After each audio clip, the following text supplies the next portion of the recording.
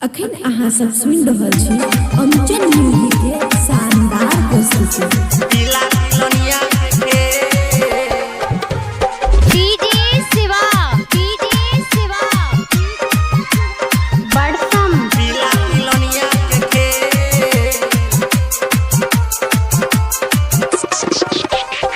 छोरा छोरी के अजबे कहानी, छोरा छोरी के अजबे कहानी देखी क्या होया माथा फेर।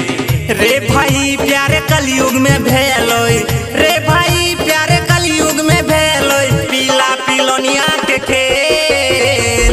रे भाई प्यारे कलयुग में भेलोय पीला पिलनिया के खेल। छोरा छोरी के अजबे कहानी, छोरा छोरी के अजबे कहानी देखी क्या होया माथा फेल। रे भाई प्यारे कलयुग में भेलोय, रे भाई प्यारे कलयुग में भेलोय पीला पिलनिया के खेल। रे भाई प्यारे कलयुग में भेलोय पीला पिलनिया के खेल। खुशी रिकॉर्डिंग स्टूडियो बलुआहा। पीला पिलनिया के खेल।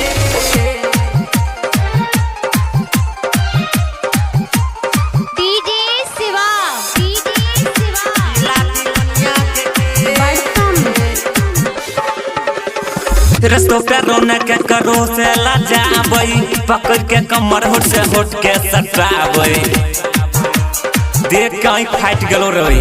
रस्तों पे रौनक के करो से लजाबई, पकड़ के कमर होठ से होठ के सटाबई। बिछा के ओढ़नी करे छै रोज, बिछा के ओढ़नी करे छै रोज अपना जवानी के सेहेर। रे भाई प्यारे कलयुग में भेलोय, रे भाई प्यारे कलयुग में भेलोय पीला पिलनिया के खेल। रे भाई प्यारे कलयुग में भेलोय पीला पिलनिया के खेल। अखन अहाँ सब सुनि रहल छी अमचन म्यूजिक के शानदार प्रस्तुति। डीजे शिवा पीला पिलनिया के खेल। बड़सम भरी न पेट सात सात गो के रखोय, सातो दिन स्वाद नया नया चखोय। हाल बिगड़ल छै रे। भरी न पेट सात सात गो के रखोय, सातो दिन स्वाद नया नया चखोय। वीडियो बनाई के सबके साथ में, वीडियो बनाई के सबके साथ में कर दै छै वायरल। रे भाई प्यारे कलयुग में भेलोय, रे भाई प्यारे कलयुग में भेलोय पीला पिलनिया के खेल। रे भाई प्यारे कलयुग में भेलोय पीला पिलनिया के खेल। अखन अहाँ सब सुनि रहल छी अमचन म्यूजिक के शानदार प्रस्तुति। डीजे शिवा पीला पिलनिया के खेल। बड़सम बाबा धर्म लिखे दुनिया के देख के, मुन्ना मनीष गावे कलयुग के लेख के। साचे कहै छियो रे बाबू, बाबा धर्म लिखे दुनिया के देख के, मुन्ना मनीष गावे कलयुग के लेख के।